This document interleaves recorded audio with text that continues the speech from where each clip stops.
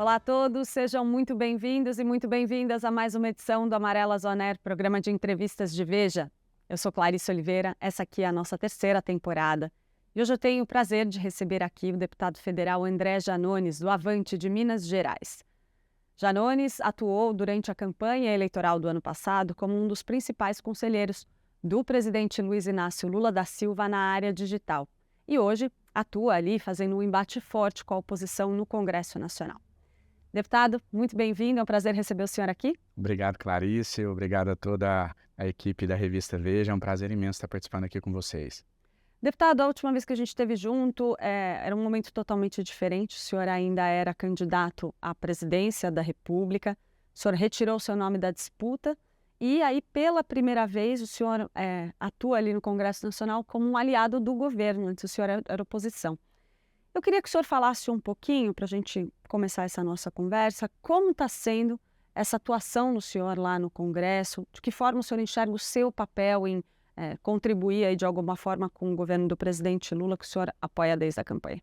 Clarice, primeiro que para mim é uma experiência nova. O meu primeiro mandato eu fui oposição ao ex-presidente Jair Bolsonaro e ser base de um governo é uma experiência absolutamente diferente. Você precisa se portar ali realmente como um integrante de um time. E hora você é escalado para uma partida, outra partida você fica de fora, visando sempre o interesse coletivo. A gente tem atuado com boas proposições na Câmara dos Deputados, mas principalmente fazendo o enfrentamento direto, realmente, de maneira muito aguerrida, à bancada bolsonarista, que são experts em criarem narrativas, né?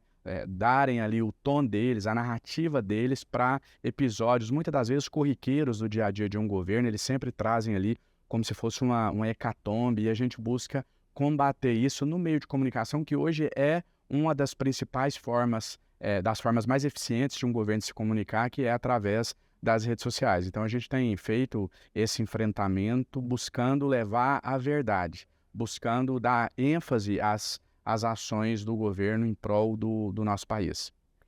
Mas a sua atuação também tem ali, esbarra em algumas visões polêmicas, né, deputado? Eu vou citar um exemplo.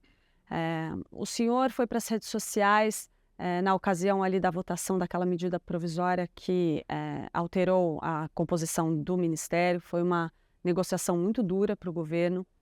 E aí o senhor vai, depois da votação na Câmara dos Deputados, e posta nas redes que foi uma derrota, uma vitória fantástica para o governo Lula. Na prática, quem acompanhou aquilo lá sabe que não foi uma vitória fantástica, foi uma negociação muito dura.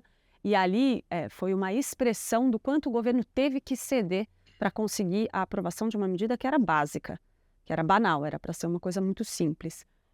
Quando o senhor vai para as redes e diz, nossa, a gente derrotou aqui a oposição, eles saíram achincalhados, o senhor também não está, uma distorção da verdade.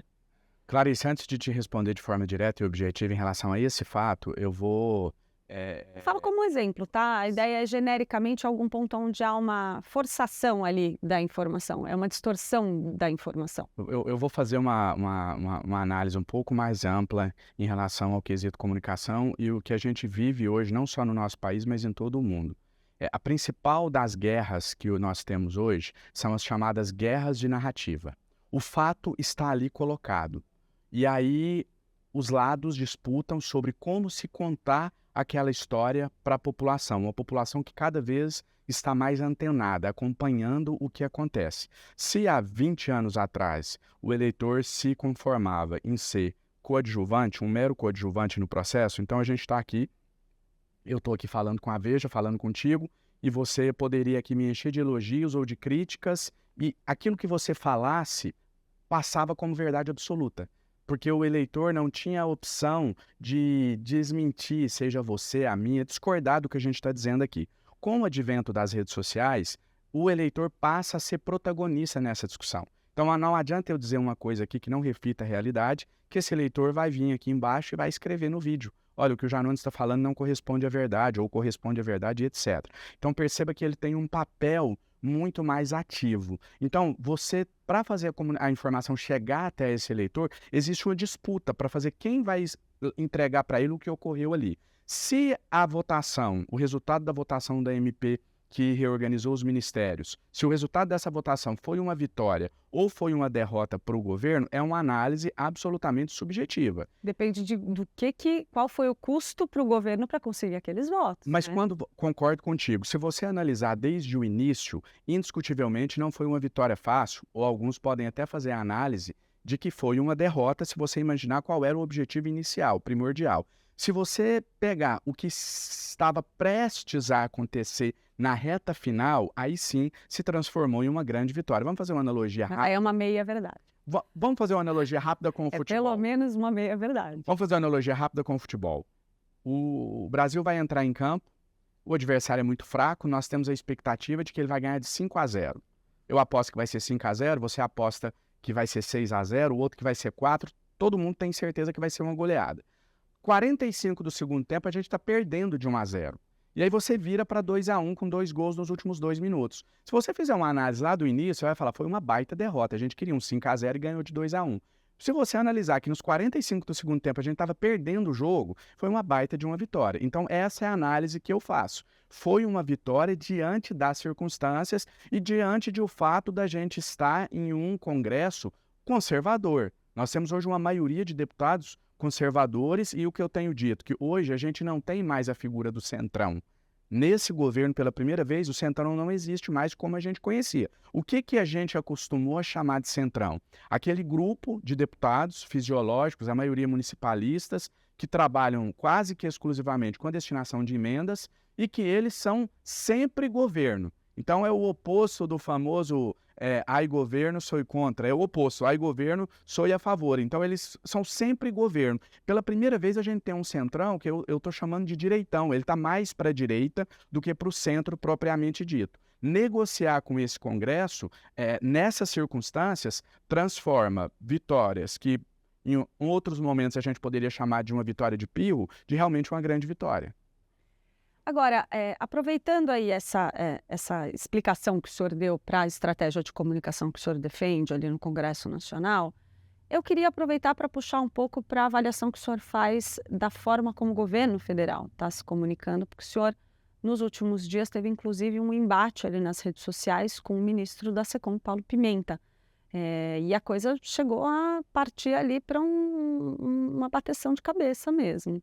Queria que o senhor fizesse uma avaliação desse episódio e me dissesse o que o senhor acha que o governo está fazendo de errado na sua comunicação. Primeiro, eu acho absolutamente normal essas divergências de opiniões, essas bateções de cabeça, como você colocou. Acho que isso reflete um governo democrático. Tem alguns setores da sociedade que se esqueceu como que é um governo realmente democrático. E eu fui filiado no PT, Clarice, durante 12 anos.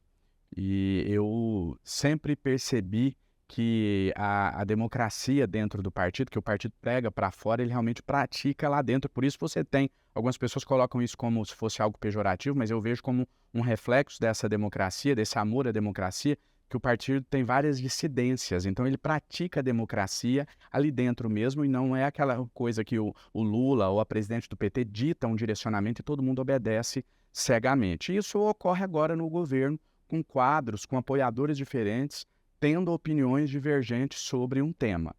Eu tenho feito algumas observações em relação à comunicação, que eu acho que de fato, eu acho que de fato é o ponto fraco do governo até aqui, precisa ser melhorada, mas a gente vê que existe resistência de alguns setores que acreditam que ainda é possível fazer a política no formato dos anos 80, dos anos 90. Não é mais possível. Alguns setores é o Lula ou é o PT? Eu vou além, eu acho que alguns setores da sociedade como um todo. Foi bom essa pergunta que você colocou para eu fazer uma explicação. Não existe, vamos pegar um exemplo, e aqui sim a gente pode dizer de um exemplo bem sucedido de comunicação, foi o exemplo do governo Bolsonaro. Porque é um governo que não fez absolutamente nada, que não teve entrega nenhuma, quase que venceu as eleições e foi reeleito, perdendo por uma margem de erro, quase que por uma margem de erro no segundo turno. Mas a gente está falando de um presidente da República que disseminava notícias falsas, que chegou a perder em processos na justiça por difamar jornalistas, que usou de uma agressividade muito grande, de uma proliferação de fake news, como a gente nunca viu no Brasil. Então, dizer que isso é uma comunicação bem-sucedida não é validar um modelo que a gente não deve referendar? Eu acredito que resumir a comunicação do governo Bolsonaro a isso é subestimar a capacidade que eles têm de comunicação. Concordo com absolutamente tudo que você colocou, com essa parte nefasta da comunicação do ex-presidente Bolsonaro, mas é ilusão a gente acreditar que o sucesso da comunicação do ex-presidente Bolsonaro, do seu governo, se deve somente a isso. A sua fala, Clarice, me fez me recordar, na primeira reunião que eu tive de coordenação de campanha, quando eu uni a minha então candidatura presidencial à do presidente Lula, estávamos numa sala, Lula, Gleice, eu, Mercadante e Alckmin. E quando a gente começou a falar das redes sociais, que eu falei do poderio de comunicação do Bolsonaro, o Mercadante disse assim, Janones, mas a gente sabe que é através de robôs, né? E aí eu interrompi e falei, Mercadante, não só de robôs. Eles têm muito robôs, sim, mas achar que o sucesso é só por isso é subestimar demais a força do adversário. O governo Lula ainda não entendeu como funciona esse mecanismo? Existe uma resistência de dialogar com as pessoas mais simples, com as pessoas que demandam uma capacidade de compreensão diferente, com as pessoas que moram no interior, com o público evangélico. Existe uma dificuldade de fazer a mensagem chegar até essas pessoas. Você fala em resistência, como assim? Tem um setor do governo que tem vergonha de fazer essa comunicação? A minha análise, eu vou voltar no início da minha fala, quando eu disse que não é só o presidente Lula, isso aqui não é ficar em cima do muro, mas é porque colocar a responsabilidade no ministro Paulo Pimenta, no presidente Lula de forma isolada, é minimizar demais o tamanho do problema. De novo, pegando o exemplo do ex-presidente Bolsonaro. Bolsonaro não era só ele, não era só o Bolsonaro que ia lá e fazia a comunicação e ela viralizava para o país todo. Existia um ecossistema de distribuição. Então, olha, o presidente da República dá o comando, ele repassa aos ministros, os ministros repassam aos influencers ligados ao governo, que repassam aos artistas ligados ao governo, que repassam aos deputados da bancada, aos senadores, aos pseudo-jornalistas, né, que existe uma parte ali que se autodenomina imprensa, mas a gente sabe que não é, era um braço do governo. Então perceba que existia todo um ecossistema de distribuição da notícia. E aí, Clarice, para fechar a resposta da sua pergunta, todas as vezes que eu concedi entrevistas, que eu falei sobre a minha atuação na campanha do presidente Lula, eu dizia o seguinte, a minha estratégia é usar o mesmo modus operandi que eles, porém para levar informações diferentes. Então, não é porque eu vou usar o mesmo ecossistema que eu vou atacar jornalistas, que eu vou levar mentira, que eu vou levar desinformação. Esse sistema, ele pode ser utilizado para levar fake news e para levar verdade. Ele pode ser utilizado para combater a democracia e estimular ataques como no 8 de janeiro, como para fortalecer a democracia. O que eu acho que falta a compreensão da sociedade, de boa parte da nossa sociedade, eu sempre uso sociedade, porque vai além do governo do presidente Lula, é de que a rede social, assim como tudo na vida, ela não é nem boa nem ruim, ela é uma rede.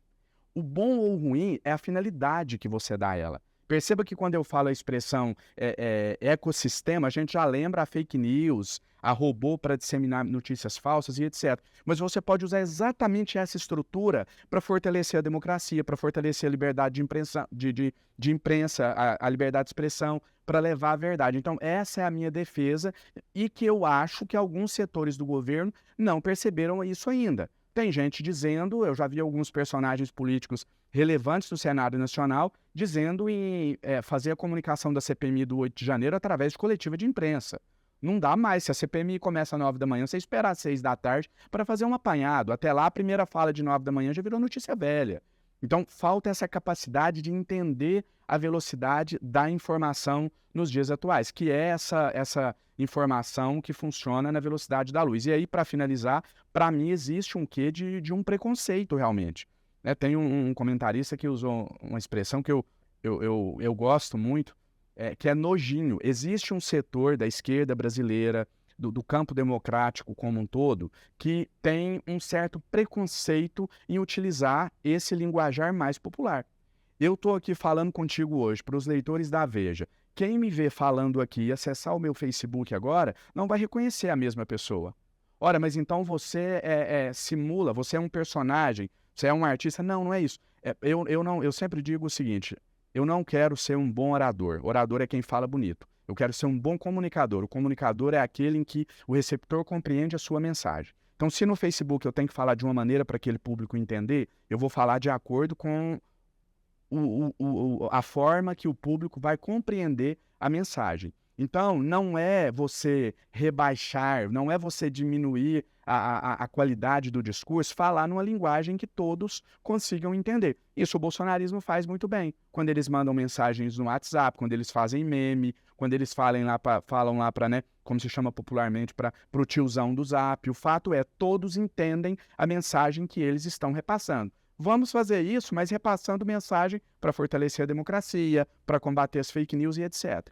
Mas falando agora um pouco desse embate que o senhor teve com o ministro Paulo Pimenta, a sensação que fica para quem está de fora é o seguinte, que houve um recado. Tudo bem, você foi útil na campanha, mas agora é um governo. E aí, frase do próprio ministro Paulo Pimenta, secou não há lugar para lacração. E eles descrevem o trabalho que o senhor faz como lacração e o governo ali representado na figura do ministro Paulo Pimenta dá a entender que a decisão é deixar o senhor fora do governo, fora de uma ação de governo para a comunicação. Me deixar fora do governo é absolutamente impossível, porque eu não sou dependente do governo para absolutamente nada. Eu fui eleito o terceiro deputado federal mais votado do estado de Minas Gerais em 2018, fui reeleito deputado federal, o segundo mais votado em Mas o 2022. governo e o PT podem atuar nos bastidores de uma forma que retira o senhor de determinadas posições importantes. Por exemplo, retira o senhor da CPMI dos atos de 8 de janeiro. Retira o senhor da vice-presidência da CCJ, como chegou a ser negociado. Então, os espaços que o senhor estava almejando ali dentro do Congresso, representando, colocando-se como um líder governista, estão sendo retirados do senhor.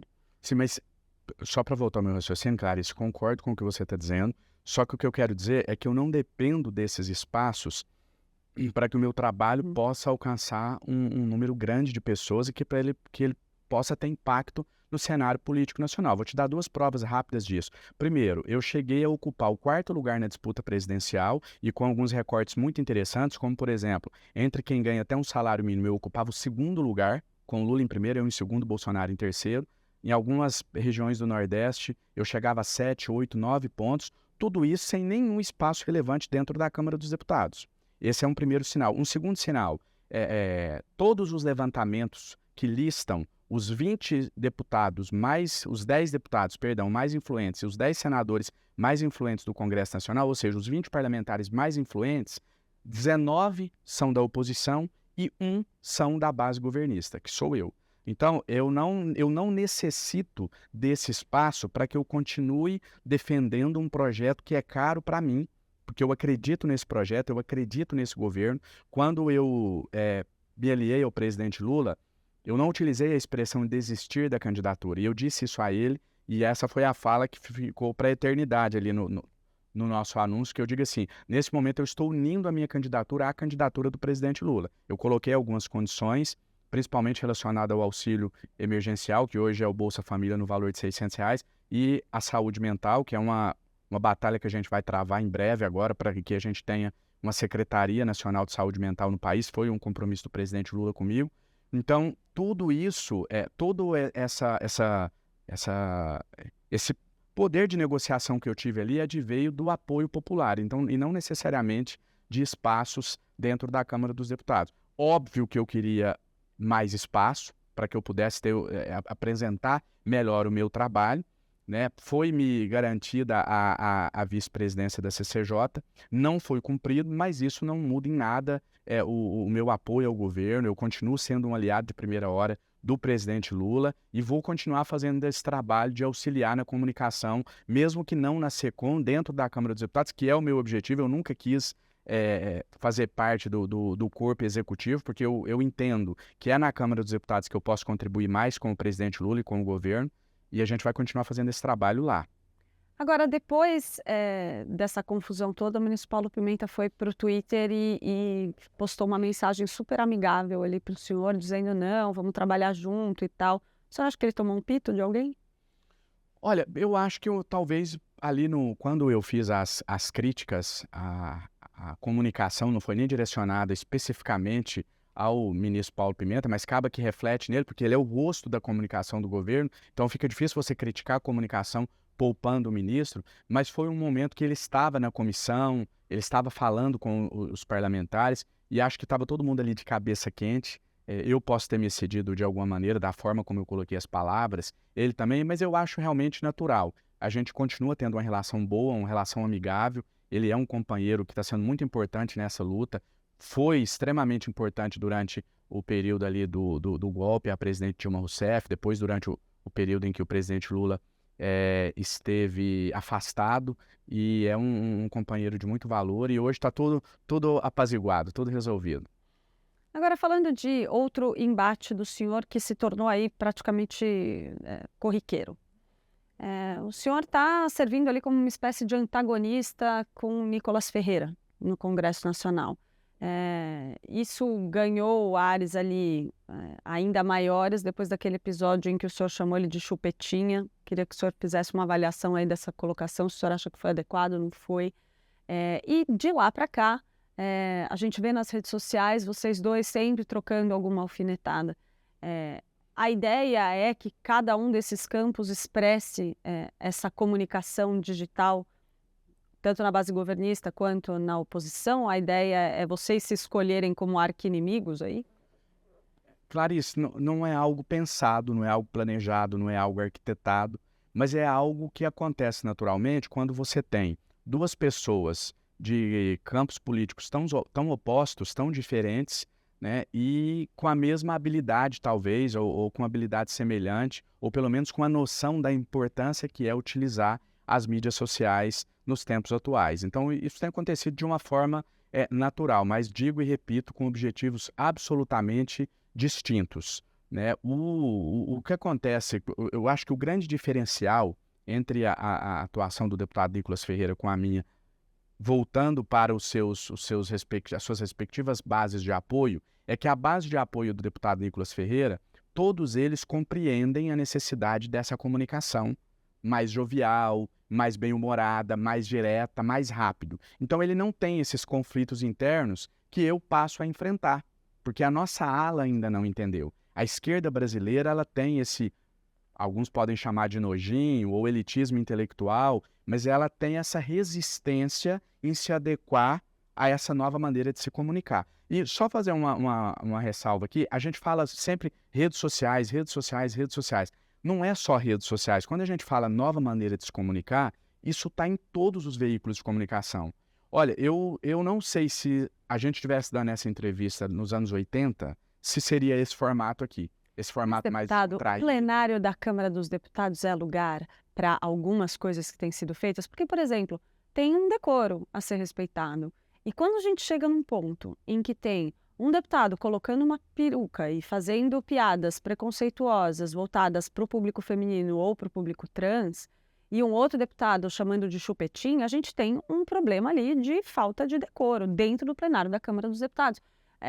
Talvez ali não seja o ambiente que poderia ser preservado disso? Poderia, se todos os lados obedecessem às regras. Sabe por que causou tanto alvoroço? Mas aí não é um pouco aquele papo de mãe, você não é todo mundo? Mas aí eu não vou continuar em uma guerra, a estranha guerra, onde só um dos lados pode tudo. A partir do momento que um lado pode, eu posso. O meu bate-boca com o deputado Nicolas, Clarice, ocorreu no dia 28 de março. A primeira sessão da Câmara foi dia 2 de fevereiro.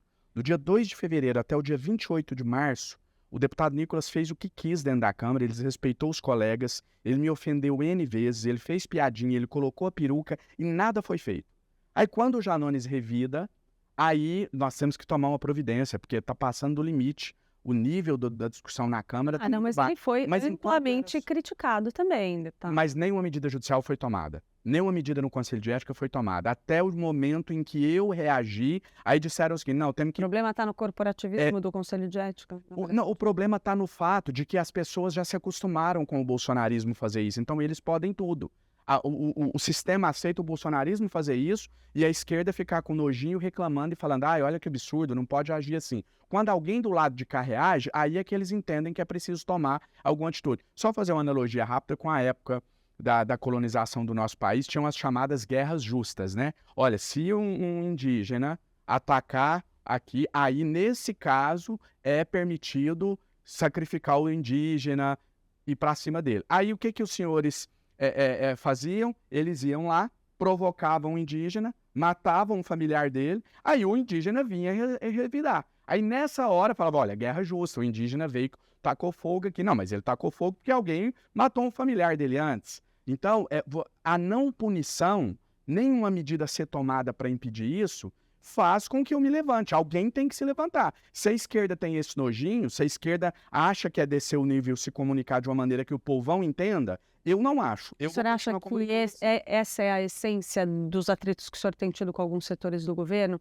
De o senhor achar que para o senhor conseguir brigar com o bolsonarismo, o senhor precisa descer no patamar deles e o governo, ou setores do PT e do governo hoje acham que não? Por isso que tem essa cisão? Sem dúvida, eu só vou substituir a palavra acha por tem certeza, porque eu tenho absolutamente certeza, eu estou convicto de que é a única maneira. É descendo para a lama para lutar com eles lá, usando as mesmas armas deles, transmitindo mensagens diferentes. Vamos pegar o exemplo que você deu no início da nossa fala? Uma coisa é eu ir lá e falar o seguinte, olha, foi uma grande vitória do governo, enquanto não foi uma que dá para se questionar, se foi, né? Mas concorda que aí está no lado subjetivo. Não foi mas aí eu não discordo contigo, mas está no campo do subjetivo. Não existe, não é como eu falar que a Terra é quadrada. A Terra é quadrada não está no subjetivo.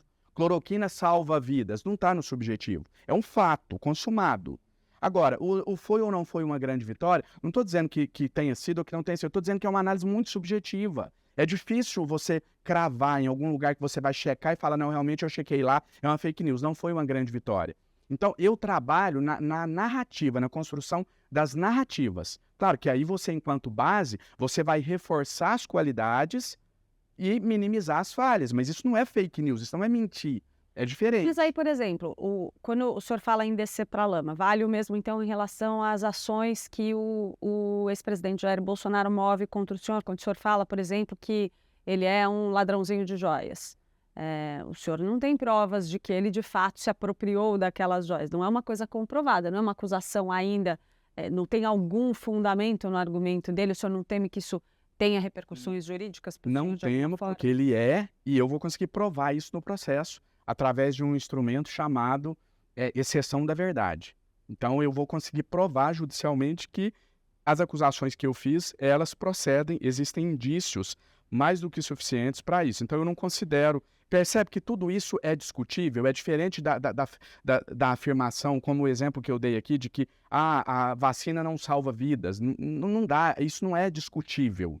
Eles fazem uma negação pura, eles não abordam o ponto de vista deles. E óbvio que quando eu digo foi uma grande vitória do governo, foi de lavada, né, a expressão que eu usei, quem está recebendo aquela mensagem sabe que eu sou parcial nessa análise. Todo mundo sabe que eu sou base do governo. Hora nenhuma eu me ponho como alguém que está passando ali uma informação independente. Então eu estou passando, é diferente de você como jornalista relatar o que ocorreu ali no plenário. Eu tenho a responsabilidade de um agente político, não a de um jornalista, não de um digital influencer. A minha responsabilidade é de um agente político que, assumidamente, deliberadamente, é base do governo. Agora, só para finalizar, eu quero dizer o seguinte para você.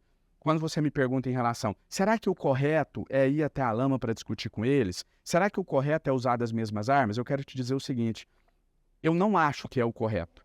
Eu não acho que esse é o caminho. Eu não acho que a solução da política brasileira passa por aí. Por isso, eu fui a favor do projeto da PL das fake news, porque eu acho que é preciso um mínimo de segurança. Todos têm que ter responsabilidade em utilizar as ferramentas de comunicação, seja a rede social, seja a televisão, seja a imprensa escrita. O que eu quero dizer é o seguinte, o proprietário do Facebook, do YouTube, do Instagram, eles não me chamaram para discutir as regras e perguntarem se eu aceito. Essas regras, Clarice, elas estão colocadas.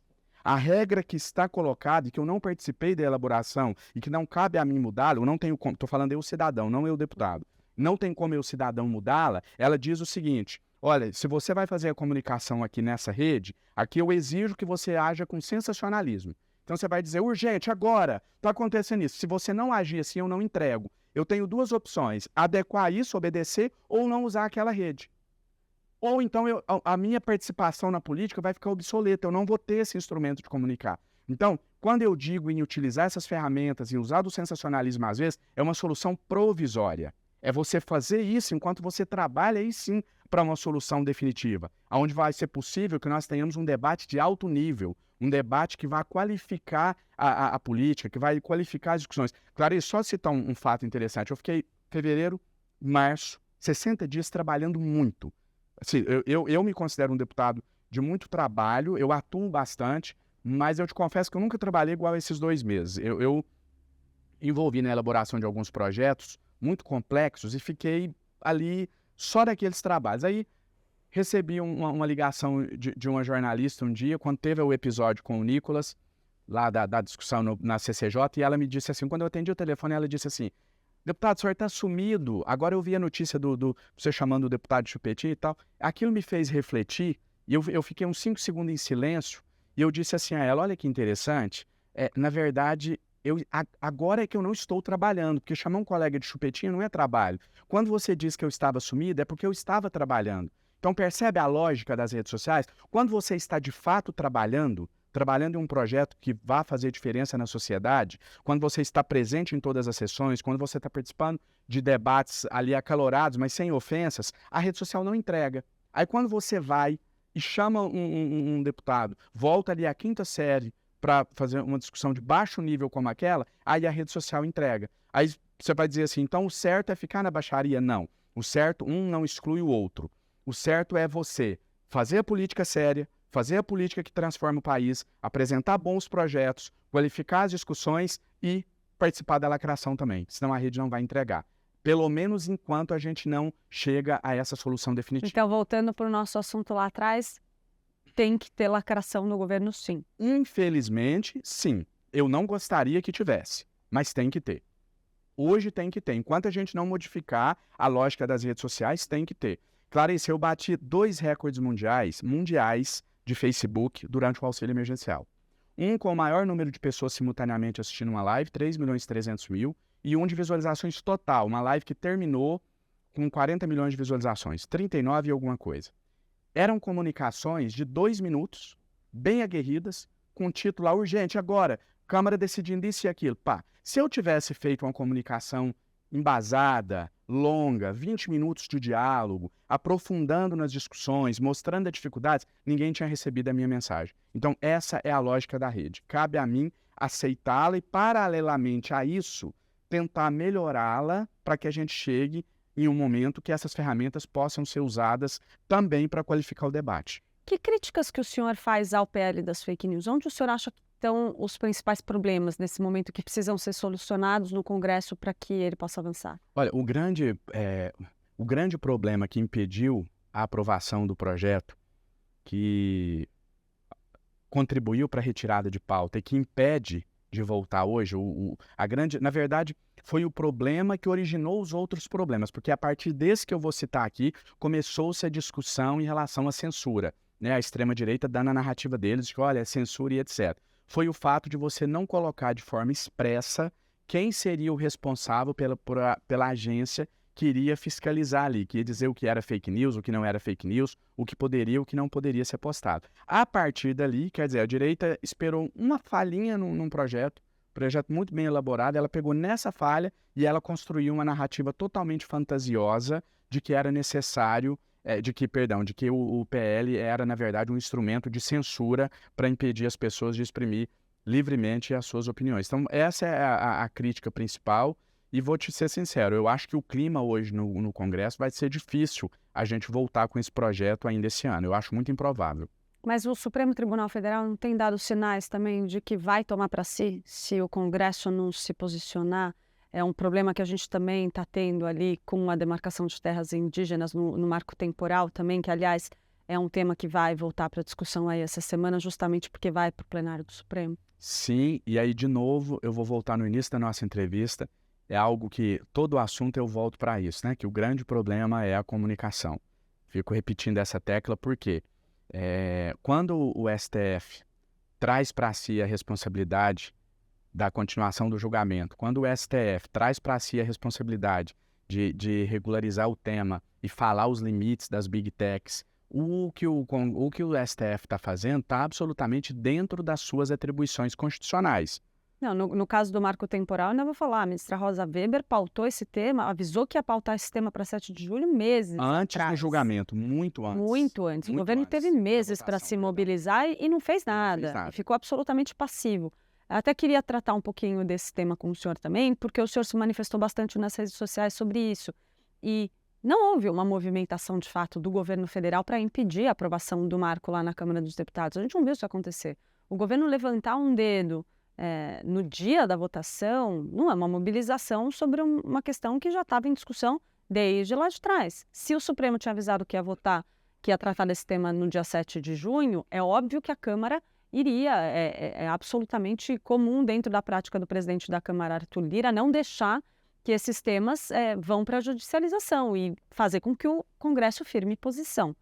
O governo deixou correr solto? Foi proposital na avaliação do senhor? Eu não diria que foi proposital, eu diria que talvez houve eu acho que talvez foi subestimado o poder do Congresso, o poder da direita, Isso o não poder está do acontecendo centrão. constantemente? Está acontecendo constantemente e aí, de novo, né? É repetitivo, mas é porque, para mim, o cerne da questão está sempre aí. Clarice, por que em 2005 a gente não teve uma abertura de processo de impeachment contra o presidente Lula? A gente não teve uma abertura de um processo de impeachment porque ele não devia, ele não estava envolvido no mensalão. Não foi por isso? Mas aí a gente tem, primeiro, um momento econômico totalmente diferente. Se aquilo, quando a população tem a percepção de que a corrupção está batendo no bolso, o efeito é diferente. A gente tinha um momento de comunicação totalmente distinto. A informação circulava de outra maneira, né? Mas tem também uma questão macro, que é como estava a vida dos brasileiros naquele momento. Isso faz muita diferença também. Faz diferença duas coisas. A gente Não é chegou só a comunicação. Isso, a gente chegou no resultado final nosso, é o mesmo.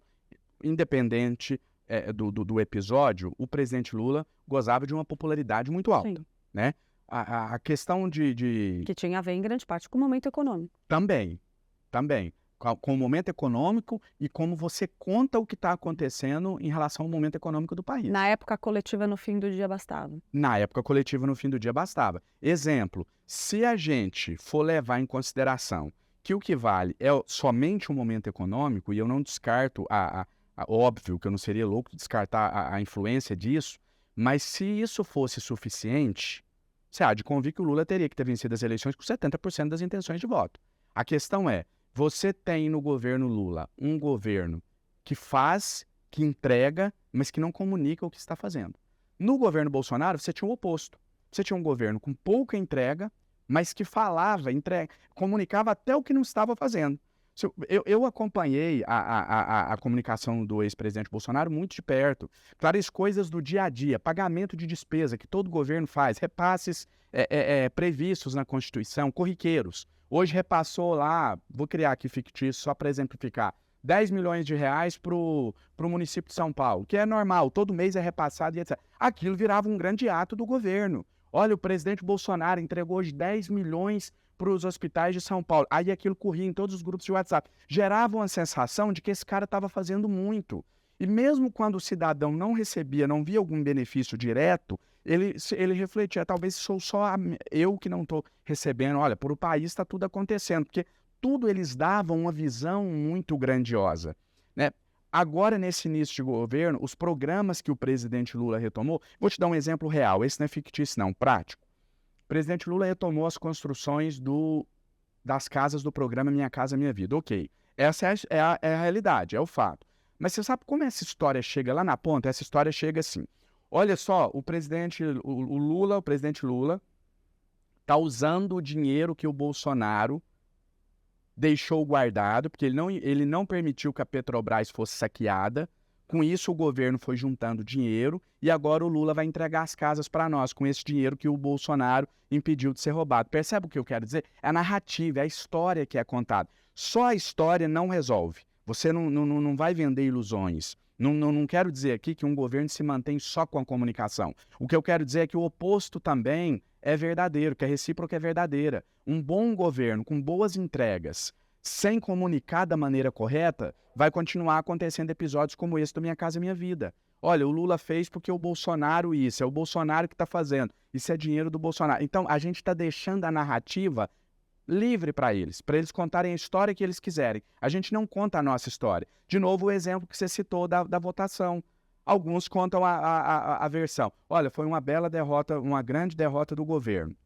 Aí a direita também vai exagerar, ela não vai nem falar como você disse. Você dá ali a informação imparcial. A extrema-direita vai falar, o governo foi humilhado, é o fim do governo, o impeachment está a um passo. E o nosso lado conta outra história. Olha, eles cantaram vitória antes da hora. Isso faz parte da política, da democracia. A guerra de comunicação também, isso sempre existiu. Só que o nosso lado não está fazendo esse enfrentamento. A gente está deixando só eles contarem a história deles.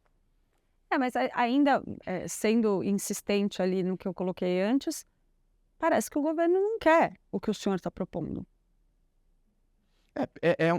Eu acho que não existe a opção querer ou não querer, né?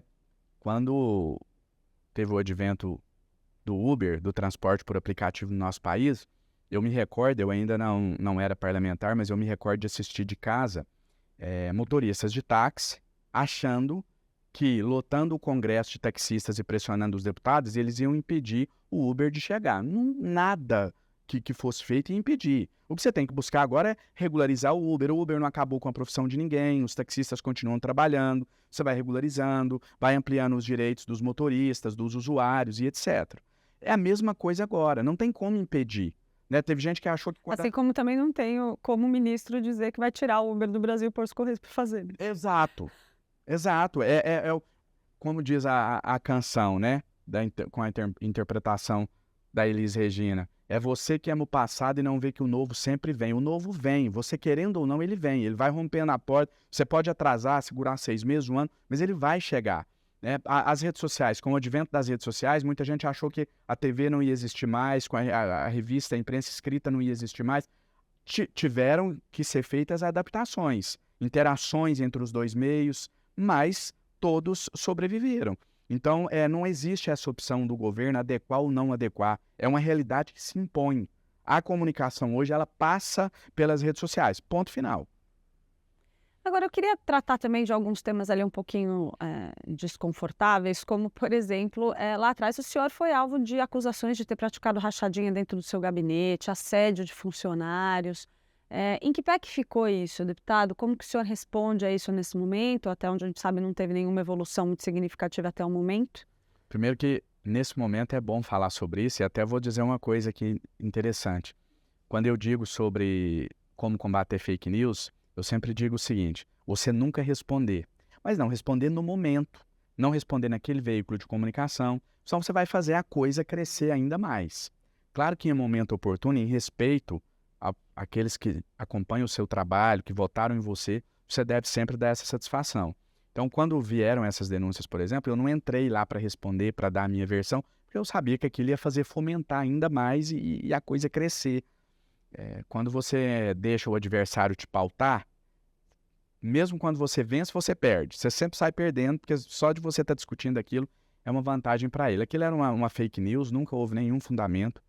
Um ex-assessor que eu demiti do trabalho, porque não estava executando as funções dele, acessou mpf.gov.br, fez uma denúncia lá, qualquer um pode fazer qualquer denúncia, o site é aberto, printou a tela, encaminhou para a imprensa como se aquilo fosse uma denúncia real.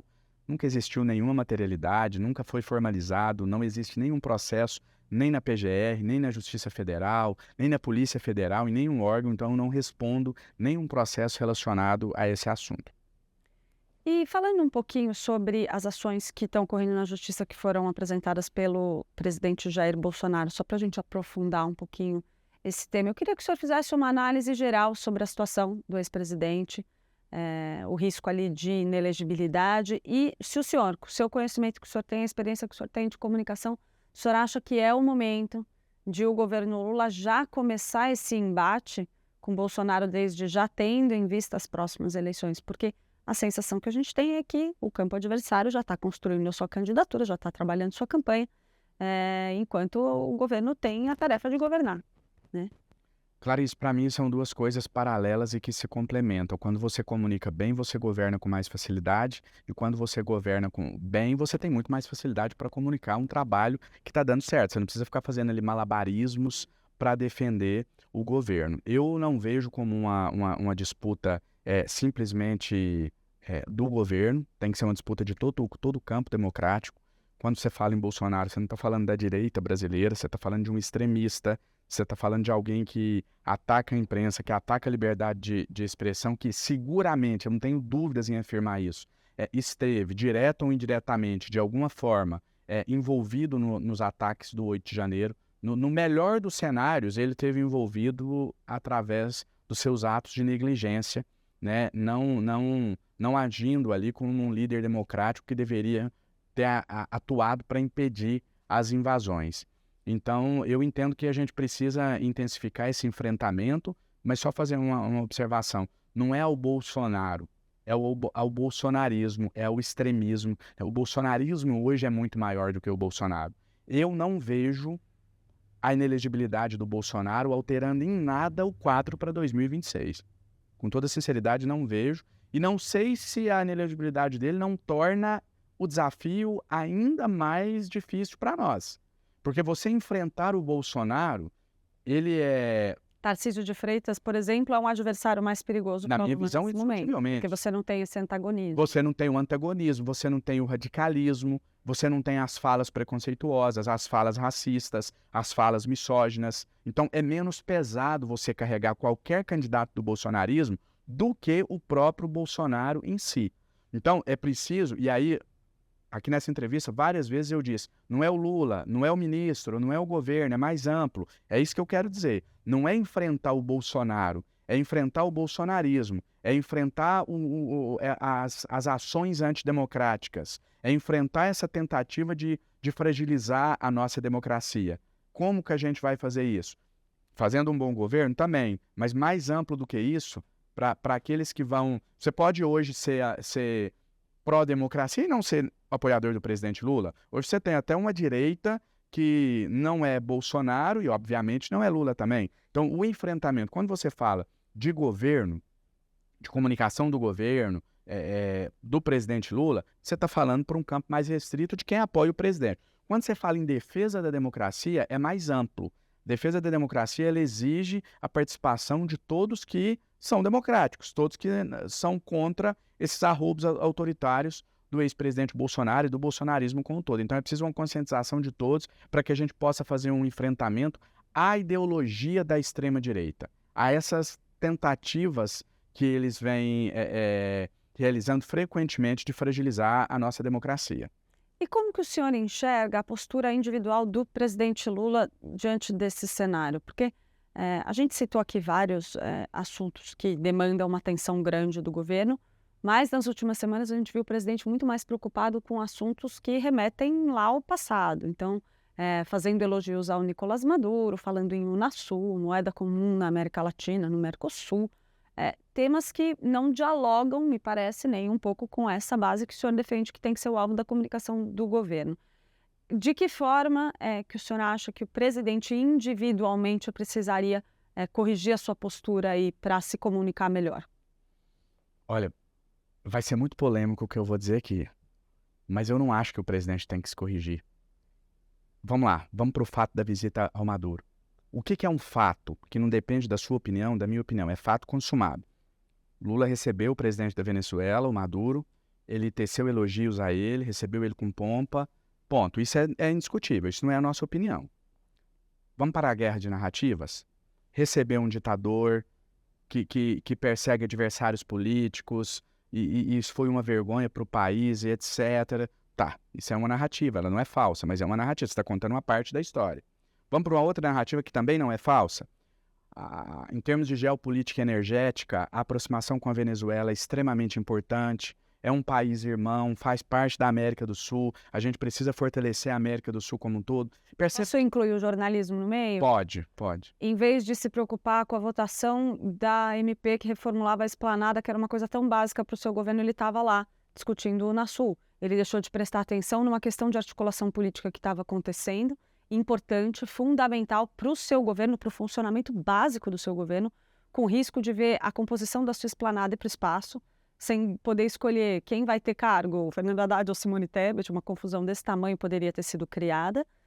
Se colocou na posição de refém do presidente da Câmara, Arthur Lira, desnecessariamente, enquanto isso ele estava reunido com o Nicolás Maduro, falando de Unasul e moeda comum. Aí está o jornalismo, para mim. Isso. Mas aí, quando você relata isso, você está relatando um fato sob uma ótica. Não é fake news isso que você relatou aqui, tudo isso é real.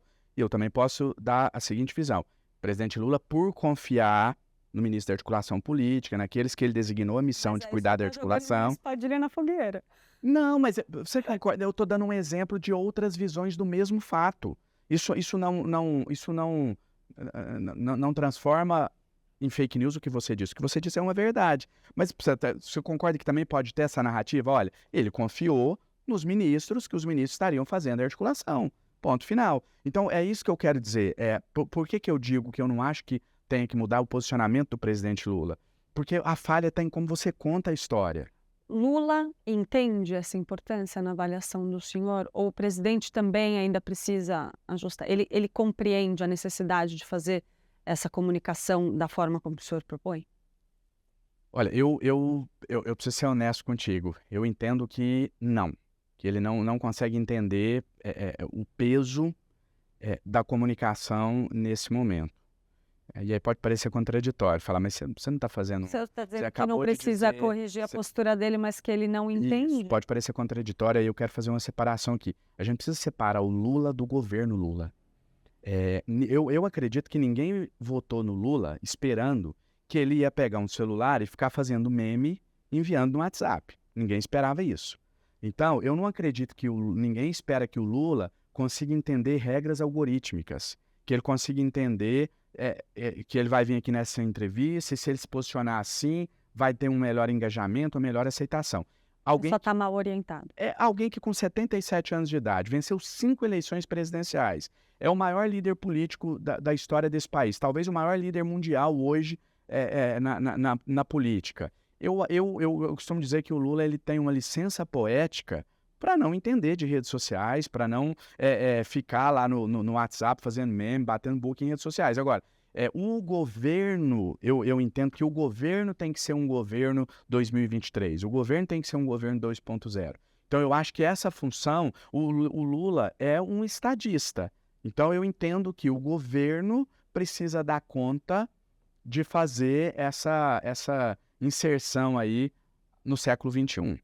Então, só para a gente amarrar, o que o senhor acha da regulamentação dos meios de comunicação proposta pelo governo e pelo presidente Lula? O PT, inclusive, defende que seja feita tal do controle social da mídia, regulamentação da mídia. Você acha que esse debate ainda é cabível hoje em dia?